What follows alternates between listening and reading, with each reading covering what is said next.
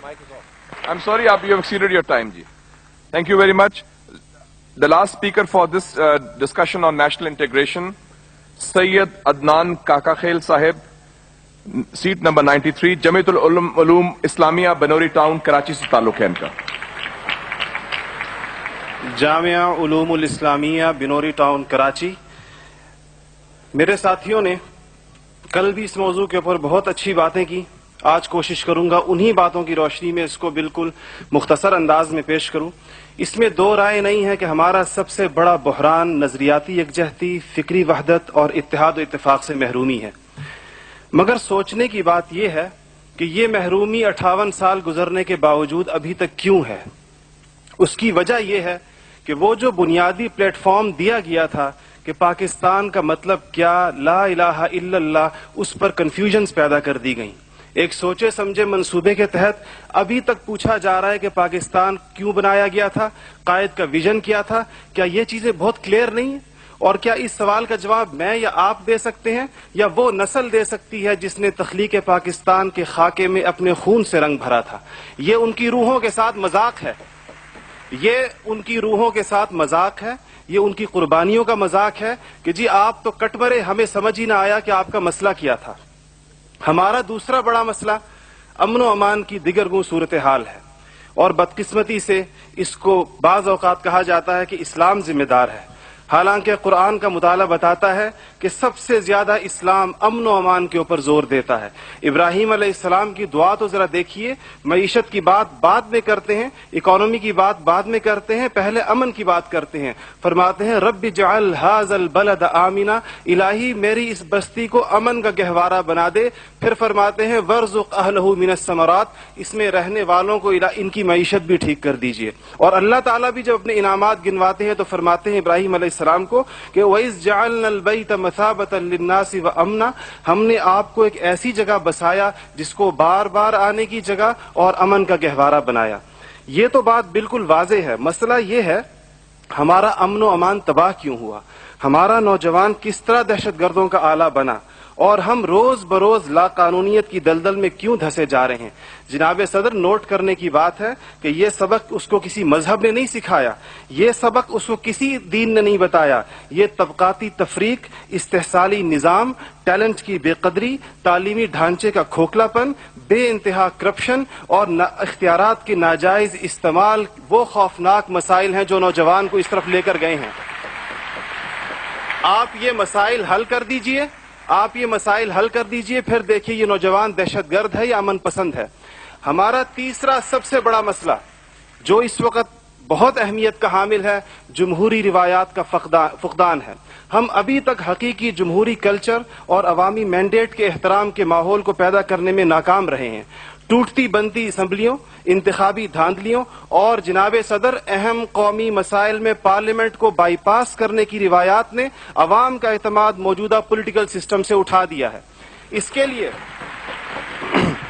हमें अपने उस पड़ोसी मुल्क से सबक सीखना चाहिए जहां से मुशाहिद साहब तशरीफ लाए हैं और आप अनकरीब जाने वाले हैं. उनकी और हमारी तारीख आज़ादी एक ही है. उनको और हमको हमें और उनको एक जितना वक्त मिला है, मगर उन्होंने अपने यहाँ जमहूरी अक़दार को इतना मजबूत कर दिया है कि हुकूमत कितनी नाकाम साबित क्यों ना हो जाए, कोई भी उफ्ताद टूट पड़े, ये नहीं हो सकता कि फौज बैरकों से निकले इक़्तिदार में आकर बैठ जाए. इसी तरह जनाब सदर, मैं ये समझता हूं कि आज इस हॉल में लगी हुई कायद की तस्वीर आपसे पूछ रही है, आगे आप खड़े हुए हैं कि जनरल तुम तो सरहदों के रखवाले हो, तुमको ईवान इख्तिदार की राह किसने दिखाई है. और जनाब आला, हमारा तीसरा सबसे बड़ा मसला एलीट क्लास इकोनॉमी है. आपके आदादो शुमार के जादूगर कह रहे हैं कि मईशत तरक्की कर रही है, ज़र मुबादला के ज़खायर बढ़ रहे हैं, कर्जे कम हो गए हैं, कशकोल टूट गई है. आप बार बार कहते हैं पहले हम मांगने जाते थे, अब हम देने जाते हैं.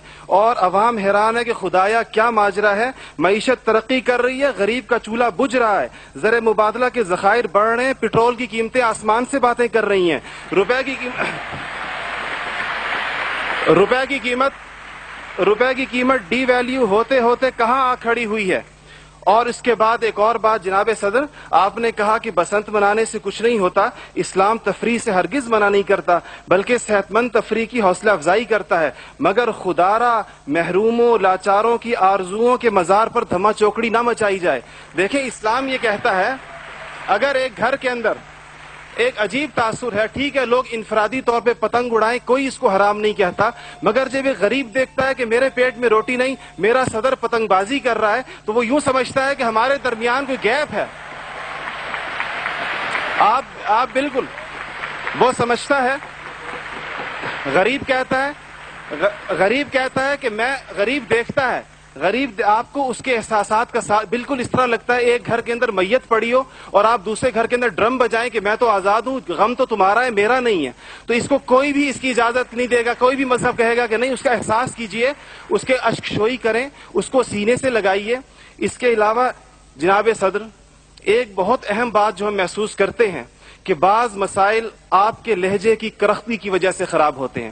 آپ بلوچستان کے عوام سے کہتے ہیں تمہیں ہم وہاں سے ہٹ کریں گے, تمہیں پتہ ہی نہیں چلے گا ہم نے تمہیں کہاں سے ہٹ کیا ہے. یہ چیزیں آپ قوم کے بڑے ہیں, آپ کو بالکل قوم سے اس انداز میں گفتگو کرنی چاہیے جس طرح آپ اپنے بیٹے بلال سے گفتگو کرتے ہیں. آپ کو اس کے جناب صدر آپ کا لہجہ جو ہے, وردی کی بات میری بہن نے کی, وردی کی بات تو آپ نے خود 14 کروڑ عوام سے کہا تھا میں 31 دسمبر کو اتار دوں گا, پھر قوم کے وسیع تر مفاد میں آپ وعدے سے مکر گئے. تھینک یو جی, شکریہ, مہربانی, تھینک یو. آپ کا ٹائم ہو گیا ہوگا جی.